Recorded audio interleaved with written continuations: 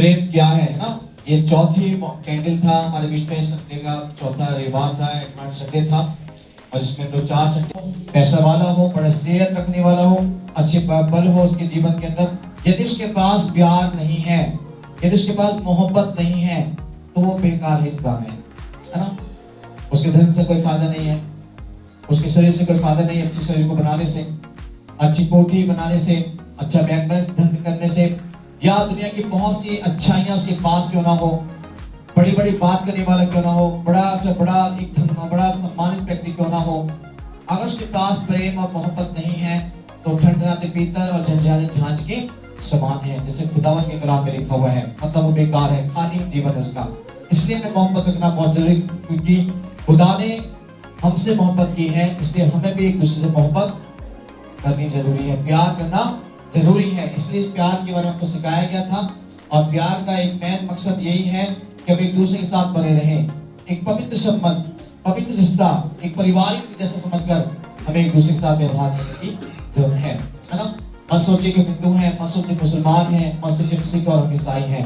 हम सबसे पहले आपस में भाई भाई हैं। और ये खुदावंद के ग्रंथों में लिखा हुआ है, ये कलामों के द्वारा सिखाए, बड़े बड़े नबियों ने आकर दुनिया में बताया, ये प्यार का पैगाम लोगों को सिखाया, ये मोहब्बत का एक जिक्र लोगों ने किया, उस बात को समझाया। पर लोगों ने अभी अपने जीवनों में मोहब्बत को छोड़कर, प्यार को त्याग कर, नफरतें अपने जीवन में बनाई हुई है ना। एक धर्म के नाम पर लोगों ने क्या कर लिया, नफरत न बढ़ानी, कि मैं सिख हूँ, मैं ईसाई हूँ, मैं मुसलमान हूँ, मैं हिंदू हूँ। पर खुदा ने हिंदू मुसलमान सिख ईसाई को नहीं बनाया, खुदा ने किसको बनाया, इंसान को बनाया है। और सबसे पहले मेरे आपके तो एक प्यार को दिया है। जैसे माँ अपने बच्चों से प्यार करती है, उसी प्रकार वो परमेश्वर भी मुझसे आपसे क्या करता है, प्यार करता है। आपके बच्चे अच्छा बुरा दोनों हो सकते हैं, है ना। हमारे पास जो संतान है, वो उसमें से संतान को अच्छा भी निकलता है, कोई बुरा भी निकल जाता है, कोई अच्छा काम करता है, कोई बुरा काम भी करता है। दोनों से प्यार करते हैं। हम किससे क्या प्यार करते हैं, दोनों से प्यार करते हैं। पर खुदा भी जानता है कि दुनिया में अच्छे भी हैं और बुरे भी हैं, और खुदा दोनों से मोहब्बत करता है। उनके कामों से घृणा जरूर करता है, उनसे मोहब्बत जरूर करता है। इसलिए आज आपको मालूम है सर्दी है, और सर्दी के समय एक बच्चा आपको ठंडे में सिखाया जा रहे हैं। एक बच्चे का जवाब विषय मेरे पास है, वो ठंडा है ना। आज का विषय जो आपके सामने मैं सिखाने की तैयारी में हूँ, वो है कि मुझे अपने आप में प्रभु की प्रति बहुत ठंडा महसूस होता है, ठंडापन महसूस होता है। यानी कि मुझे परमेश्वर के द्वारा, परमेश्वर के साथ रहने के टाइम पर उसके साथ ना बने रहने के लिए मैं अपने आप को महसूस करता हूँ कि मैं ठंडापन कर रहा हूँ। देख सकते हैं आज का जो विषय है, मुझे अपने आप में प्रभु की प्रति बहुत ठंडापन महसूस होता है। मुझे अपने आप में प्रभु के प्रति बहुत ठंडापन महसूस होता है। आप जानते हैं अपनी दुनिया में जो जी रहे हैं, ठंडापन का मतलब क्या होता है। ठंड तो है, ठंडा गर्म पानी दो प्रकार का होता है। क्या इंसान को मैं बताऊं, उदाहरण के टाइम में जब सर्दी के मौसम नहाने के लिए पानी गर्म करते हैं, तो गुनगुना पानी से नहाते हैं या फिर गर्म पानी डालते हैं ठंडे पानी में। हम लोग गुनगुना पानी नहीं डालते होंगे, समथिंग 99% लोग तो क्या करते होंगे, बता सकता हूँ। बहुत से जो समझ से बाहर है वो लोग, जिनका दिमाग ठीक नहीं है, तो गुनगुना पानी में मिला सकते हैं। पर जिनका दिमाग ठीक है वो जरूर गुनगुना पानी के द्वारा काम करते हैं, है ना। जब ठंडे पानी मिलाया जाता है नहाने के समय, तो गर्म पानी तेज होना चाहिए, और गुनगुने को मिलाओगे तो ठंडा हो जाएगा, उसमें कोई फायदा नहीं है। ये इंसान जब चाय पीता है या कोई दूध पीता है, तो बिल्कुल ठंडा करके नहीं पीता, उसको फूंक मार के पीने की अच्छी आदत होती, मार के पिएगा तो अच्छा उसको टेस्ट भी आएगा। और गुनगुने बिल्कुल ठंडा करके पिएंगे तो स्वाद नहीं आता है। तो दुनिया के अंदर भी, और हम हर चीज में, हम हर चीज को गर्म, सर्दी के मौसम गर्म खाने की प्रयास करते हैं। सब्जी गर्म होनी चाहिए, रोटी गर्म होनी चाहिए, हमारे शरीर के अंदर कपड़े भी गर्म होने चाहिए, है ना। गर्मी गर्म कपड़े पहनते, स्वेटर पहनते, जर्सी पहनते, जर्किन पहनते, अलग तरीके से पढ़ते। बट यहाँ एक बात है कि प्रभु के प्रति, अपने आप में हमें परमेश्वर के प्रति कई बार हमें लगता है कि हम ठंडापन में महसूस कर पाते। क्यों, क्या लगता है आपको कई बार कि मैं ठंडापन महसूस है, मेरे जीवन ठंडापन होता जा रहा है, मैं परमेश्वर के साथ में एक अच्छा सा संबंध नहीं बन पाया मेरा। जैसे मेरे भाई को भी सुनाया है, आप लोगों ने सिखाया, बताया था, इस साल में परमेश्वर साथ अच्छा काम नहीं कर पाए, हमारे जीवन में परमेश्वर के प्रति विश्वास नहीं रह पाए, चर्च में नहीं रह पाए, तो बहुत सी चीजें अपने गवाही है मैं बताई। तो अगले साल में यानी पैदा कर रहे प्रभु के साथ अच्छा वफादार रहेंगे, तेरे कामों बढ़ेंगे, तेरे लिए आगे चलेंगे, कई ऐसी बातें तो सोचा और बोला है। जानते हैं ऐसा बोलने से ठंडापन व्यक्ति के लिए परमेश्वर हमें आशीष देगा या हमें श्राप देगा। दुनिया में दो चीजें हैं, पाक और नापाक, अच्छाई और बुराई, है ना, सच्चाई और झूठ, है ना, आशीष और श्राप। ये बहुत सी चीज दुनिया में देखने के लिए मिल पाती हैं। इन बातों को देखते हैं जीवन के अंदर, जब जीवन मृत्यु है, इस प्रकार के दो जोड़े से बहुत सारी चीजें दुनिया में परमेश्वर खुदा ने अपने कलामों में लिखी हुई हैं। तो हम देखेंगे ठंडेपन के बारे में कि परमेश्वर अपनी कलीसिया के लोगों के लिए क्या बोलना चाहता है। ये ठंडापन होने से मेरे लिए फायदा या नुकसान है ना। ठंडापन जानते किसको दर्शाता है? आप लोगों से पूछा जाए तो बता सकते हैं ठंडापन किसको दर्शाया जाता है? बताइए। ठंडापन दर्शाता है बाहर ठंड पड़ रही, कॉल पड़ रही है ना, दर्शाता है बाहर जाएंगे तो कॉल ओढ़ना पड़ेगा, गर्मी के लिए कपड़ा ओढ़ना पड़ेगा, बट कुछ ना कुछ तो करना पड़ेगा। बट ये ठंडापन नहीं है। ठंडापन आपको अगर शॉर्ट फॉर्म में छोटे गहराई मिले तो वही संसारिक जीवन। क्या बोलेंगे ठंडापन को? संसारिक जीवन जीने वाले व्यक्ति को बोलते हैं ठंडापन, जिसके अंदर दुआएं नहीं है, जिसके अंदर खुदा का खौफ नहीं है, खुदा का भय नहीं मानता और उसके मार्ग पे नहीं चलता, उसकी आज्ञा को पालन नहीं करता, उसके साथ जीवन जीने की तैयारी में नहीं है, जिन्हें परमेश्वर को अपने नजदीक नहीं लगा, उसके सम्मुख जाने के लिए तैयार नहीं करता। दुनिया में खोना, दुनिया में रहना उसको अच्छा लगता है, नाचना, डांस, पार्टी, कपड़े लत्ते, दुनिया के सौगात, हर चीज अच्छी लगती है, बट परमेश्वर के संग रहना उसको पसंद नहीं है। उसे कहते हैं ठंडापन, संसारिक जीवन। और उसके लिए खुदा क्या कहते हैं? निकालिए प्रकाश की पुस्तक, उसका 3 अध्याय और उसकी 15 और 16 को पढ़ें। 14 से पढ़ेंगे तो उसका कलीसिया अच्छे से मालूम पड़ेगा। 3 अध्याय का 14 से 16 तक। हाँ,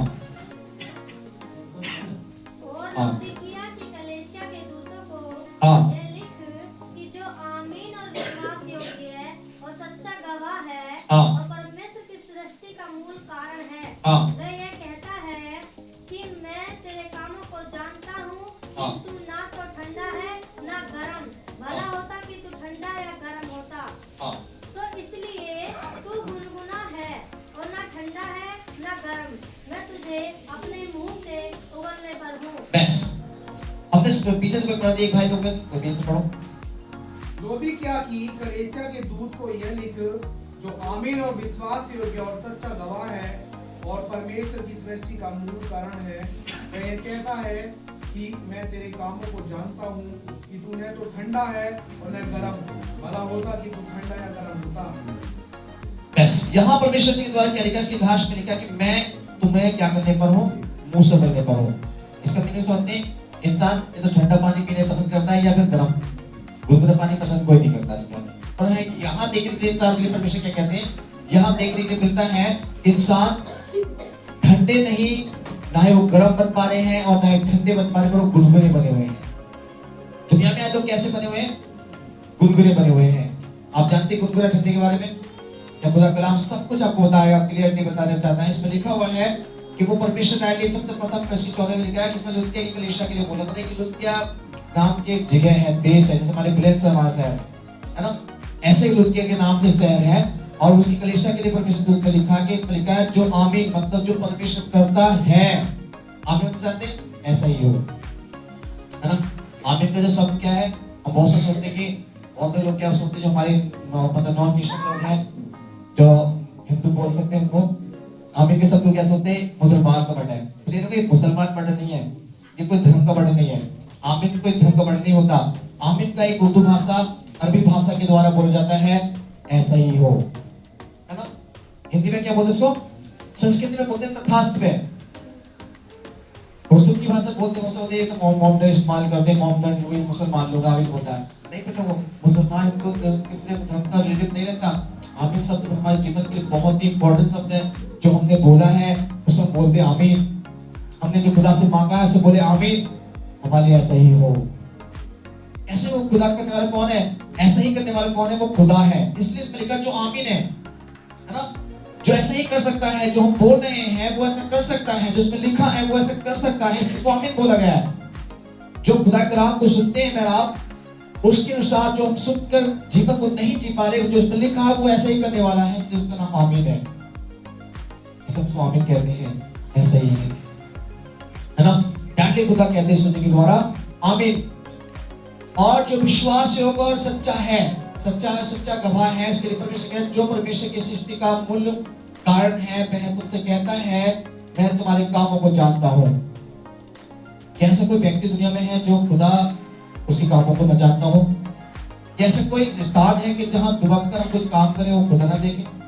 खुदा कलाम में लिखा है, उसकी ग्रंथों में लिखा है, तुम अगर पाताल में भी जाओगे तब भी खुदा वहां आपको देख लेगा। आप किसी समुद्र के नीचे भी जाओगे तो भी वहां देखेगा।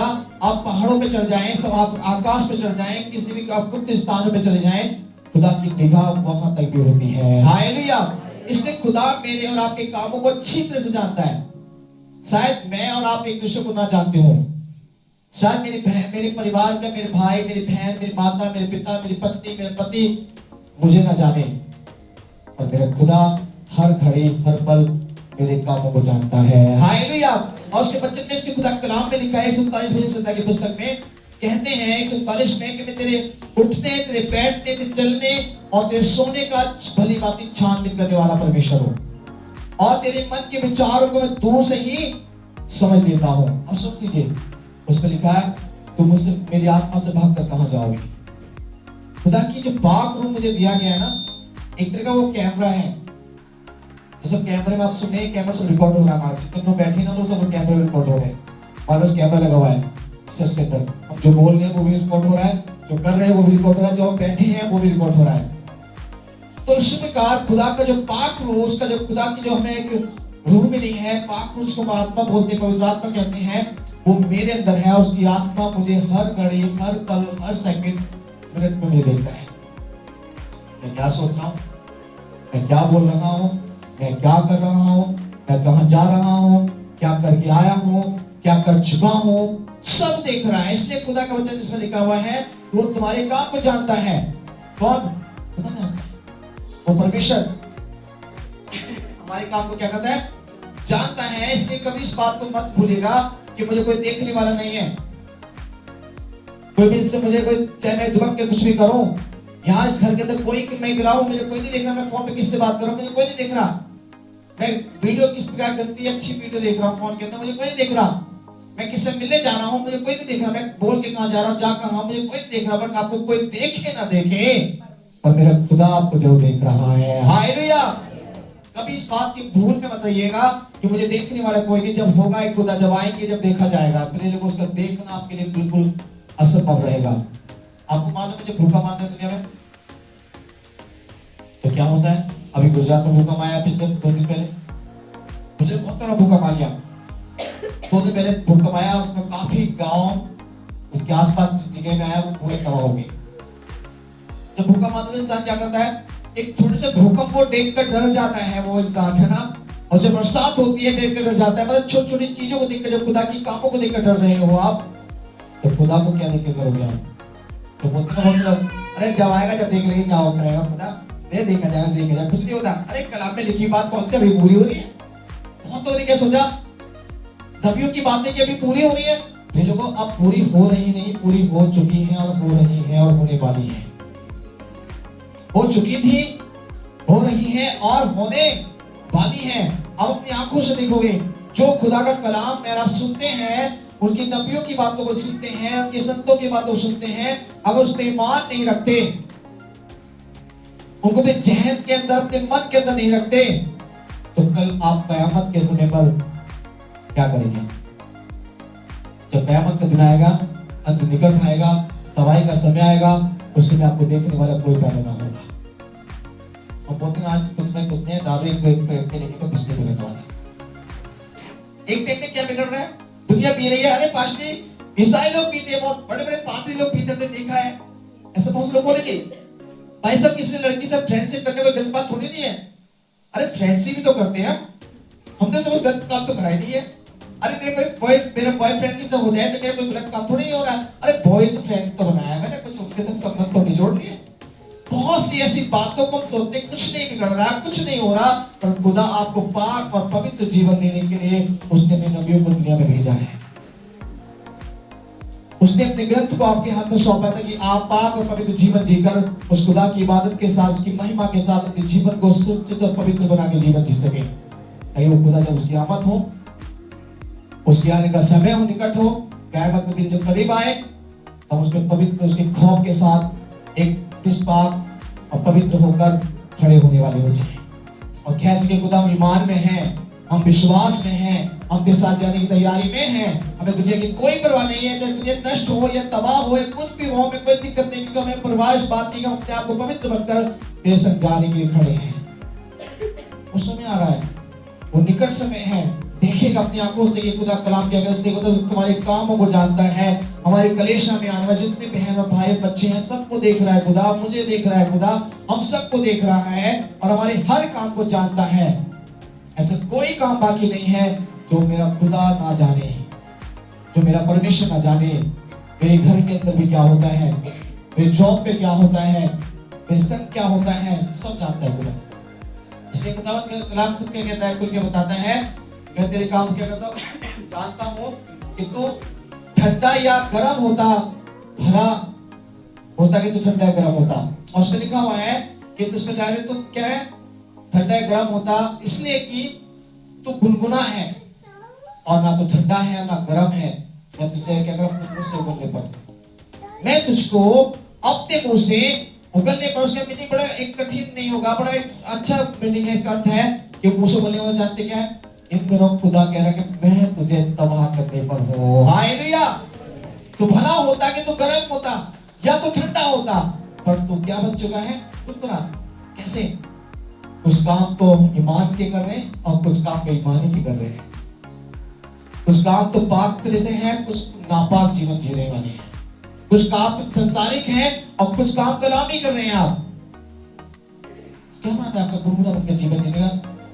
ऐसे काम कर रहे हैं, दो तार पर जो दो नाव पर सवार होकर चलते हैं। याद रखिएगा, दुनिया समुद्र में दो नाव चलने वाले व्यक्ति अब दो उस पर सवार चलेंगे तो गारंटी से डूब के मर जाएंगे। अगर एक नाव आगे पीछे होगी तो गारंटी से मरेंगे। ऐसे सोचेंगे थोड़ा सा खुदा के लिए इबादत कर लेंगे, दुआ में बैठ जाएंगे। अरे 5 टाइम के लिए पढ़ पाए नहीं, 3 टाइम की दुआ नहीं कर पाए तो कुछ प्रॉब्लम नहीं है। 1 टाइम तो कर ही लेते, 2 टाइम तो कर ही लेते, सुबह के लिए तो शाम की तो कर ही लेते। ऐसा कोई फर्क नहीं पड़ता अपने लोग, आपको आपकी दुआओं में कोई असर नहीं होगा। आपके उस 5 टाइम के 2 टाइम के 3 टाइम की दुआ करने से कोई फर्क नहीं पड़ रहा। खुदा के लिए आप दुआ करने के बाद फिर मुझसे गालियां, झगड़ा, क्रोध, ईर्ष्या, घमंड, व्यभिचार की बातें कर रहे हैं। यहाँ दुआ कर रहे हैं आप, यहाँ चर्च में बैठे हैं और चर्च के बाहर जाने के बाद फिर क्या करते हैं, वही पुरानी बातें, वही संसारिक बातें, वही नाचना गाना, फोन पर फिर अपने फ्रेंडों से बात करना, वही अश्लीलता की वीडियो देखनी, संसारिक काम करने। क्या फायदा होगा? वही जगह एक पैक लगा देना, क्या फायदा होगा? इसलिए आप गुनगुने हैं। गुनगुने का मीनिंग ये है, कुछ काम अच्छा कर रहे हैं, कुछ काम बुरा कर रहे हैं। कुछ तो बाइबल को सुन के कर रहे हैं और कुछ संसार की सुन के कर रहे हैं। फिर लोगों याद रखिएगा, अंतिम दिन है, कयामत का समय नजदीक है, बहुत करीब रह चुका है। अभी मैं एक भाई से बात कर रहा था, 26 तारीख को मेरे गाड़ी में थे। मुझे अभी कयामत नहीं आएगी। उन्होंने क्या बोला, अभी क्या करते, बहुत कम है, हमारे बाल बच्चे छोटे छोटे हैं। मैंने भाई बाल बच्चों को देखेगा भाई, आपको आप लोगों के समय के बारे में नहीं सुना क्या? उनको मैंने कहा आपने अपना कलाम पढ़ा है कि नहीं पढ़ा? कि हाँ पढ़ा, मेरे नूह नबी के बारे में जाना है, जानते हैं? कहाँ जानता हूँ। उस समय क्या हुआ था, दूध पीते बच्चों को भी मार दिया खुदा ने। क्यों मारा? क्यों छोड़ मारा उनको? 40 रात और 40 दिन बरसात हुई थी, वहां दूध पीते बच्चे भी थे। कोई नाच रहे थे, गा रहे थे, शादी विवाह कर रहे थे, लोग एंजॉय में लगे हुए थे। खुदा के खौफ नहीं था उनके अंदर, ईमान में नहीं थे वो लोग, बेईमानी का जीवन जीने लगे। ईमान का काम कम, बेईमानी का काम ज्यादा हो रहा था उनके जीवन में, इसीलिए उनके पास अच्छा जीवन नहीं था। इसी कारण वो क्या हो गए, खुदा ने 40 रात और 40 दिन बरसात की और वो एक एक को तबाह कर दिया।